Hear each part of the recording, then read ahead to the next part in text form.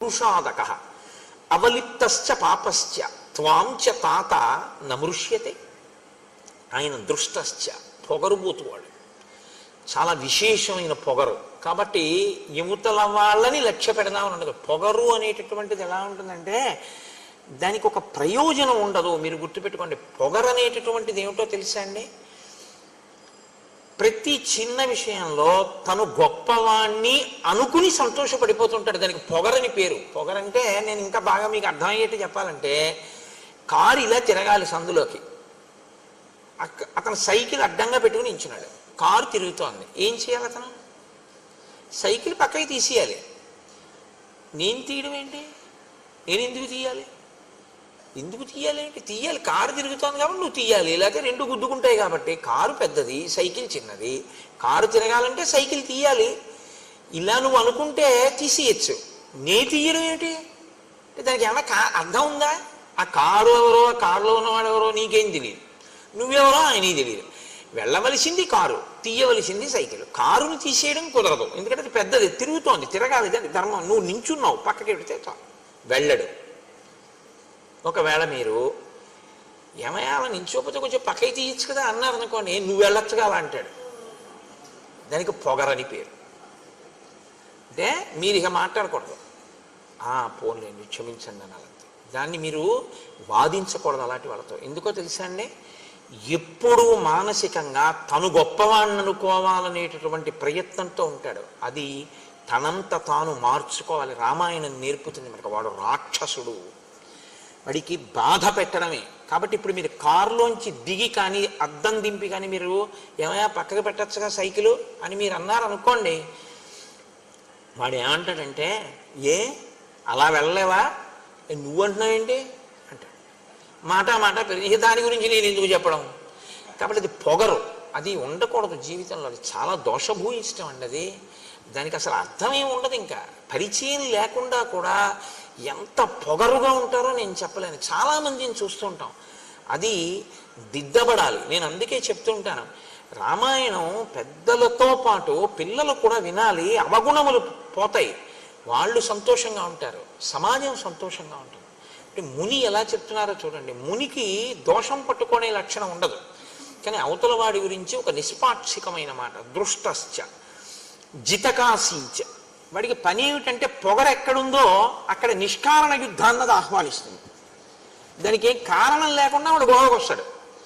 గొడవకు వచ్చేది వాడు ఎందుకంటే ఎప్పుడు వాడు గెలవాలని. కాబట్టి మీరు ఏ మాట అంటే చిన్నబుచ్చుకుని మనకెందుకు వీడితో వెళ్ళిపోతారో అలా వాడు మెట్లు ఎక్కేస్తాడు. మీరు అలా ఎక్కలేరు కాబట్టి చిన్నబుచ్చుకుని వెళ్ళిపోతారు. అదే వాడి గెలుపు.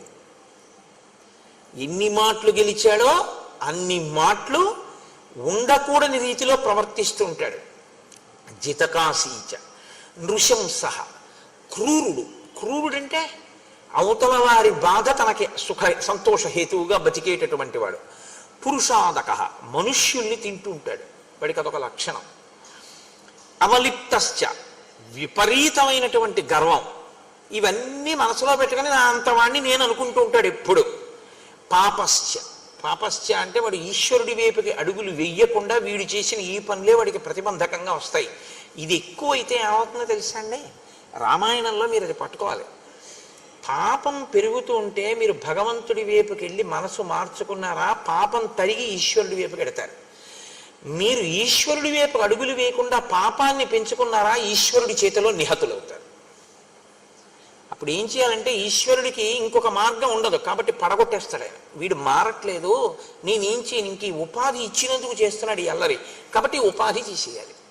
ఇప్పుడు మీరు పిల్లాడిని ఆడుకోరా అని చెప్పి ఏదో చిన్న ధనస్సు, ప్లాస్టిక్ ధనస్సు ఇచ్చారండి. వాడు అది పెట్టి అందరినీ కొడుతున్నాడు. ఇంటికి ఎవరో పెద్ద మనుషులు వచ్చారు. మీరు సంతోషంగా అయ్యా మంచినీళ్ళు తాగుతారా అని లోపలికి వెళ్ళారు. వచ్చిన ఆయన వేదం చదువుకున్న ఘనాపాఠి. ఇంటికి వచ్చారు, మీరు లోపలికి వెళ్ళారు. ఆయన ఏదో కళ్ళు మూసుకుని మంత్రం చేసుకుంటున్నారు. వీడు వచ్చి ఆ ధనస్సు తిరగేసి ఆ ప్లాస్టిక్ ధనస్సు పెట్టి ఆయన కొట్టాడు తొడ మీద. ఆయన ఘనాపాఠి, ఆయన వేదం చదువుకున్నవాడు, ఆయనకి తెలుసు. ఆయన నవ్వేసి తప్పు నాన్న అలా కొట్టకూడదు అన్నాడు. మీరు చూసారు, ఏం చేస్తారు ఇప్పుడు? కొట్టకని బోధ చేస్తారా, ముందు ఆ ధనస్సు లాగేస్తారా? చెప్పండి నాకు. తీసేస్తారు ముందు పిల్లాడి చేతిలో నుంచి. ఈశ్వరుడు కూడా అంతే. ఇది వీడికి ఇచ్చాను కాబట్టి వీడు ఇలా బాధ పెట్టేస్తున్నాడు, కాబట్టి తీసేస్తాను, ఇంకా తప్పదని తీసేస్తాడు. అదే పాపమును తీయడానికి ఈశ్వరుడు రావడము అన్న మాటకు అర్థం అది. నువ్వు పెంచుకుంటూ పోతే నిన్ను తీసేయడం వినా మార్గం లేని స్థితి వస్తుంది. నువ్వు ఏదైనా అడ్డు పెట్టుకుని విపరీతంగా అహంకరిస్తే దాన్ని తీసేయడం వినా ఈశ్వరుడికి ఇంకో మార్గం లేకుండా పోతుంది. ఇది ఎప్పుడూ చాలా జాగ్రత్తగా జ్ఞాపకం పెట్టుకోవాలి.